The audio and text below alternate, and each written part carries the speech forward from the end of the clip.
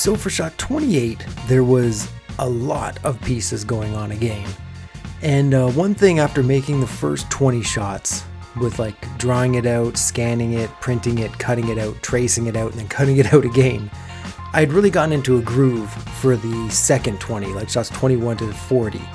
And I think in this shot, you can really tell that, like I was really understanding what characters look like and how to make them. And I think it really came through with this shot here.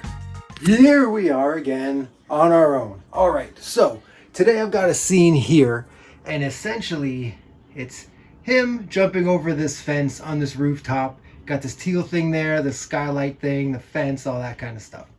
And then down here, I have all this stuff made of the dudes, and that's the teal thing. So I don't make the backgrounds when I make things for the shots, like the big 20 shot make session. And so I do that now. And so what I do is I check out the shot, and now here it is. This is everything kind of laid out. This is all the stuff I have to make. And now I measure it all out with the figures I have, and then I have to make it. And I gotta say, making the stuff is not my favorite part. I just want to animate. The making it's like cool or whatever, but I just want to get to it. And I always look at it like, really, I gotta do this again? How about you take some of this? What's up, everybody? All right, so here we are, shot 28. This one, we got Cochise and the rookie here, and the big jump over the thing. Ooh. And so we've got the scene set up here. And you can see, like, there it is, like that. Got it here. We're going to obviously push it in post, so that's why you can see all the tape and everything.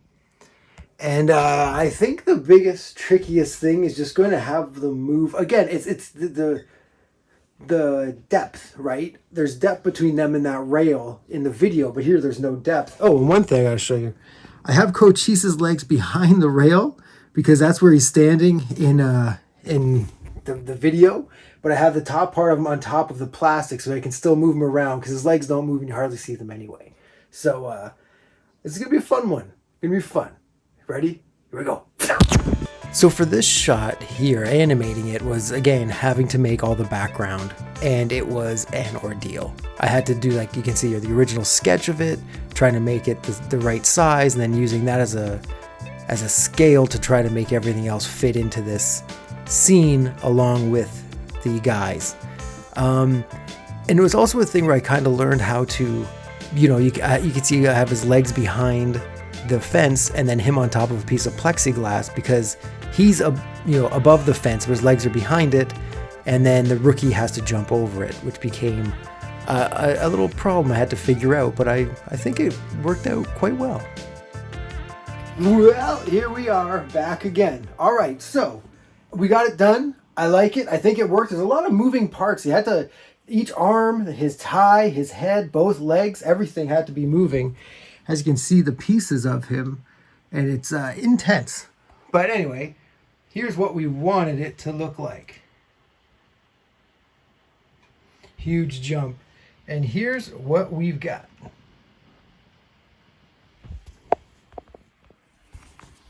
Not bad. I think it's going to work when it's pushed in and moves along with them. I think we're looking okay here. It's been a good couple shoots, I've got to admit. So that means the next one's going to be a goddamn nightmare. All right, who wants to see that? I do.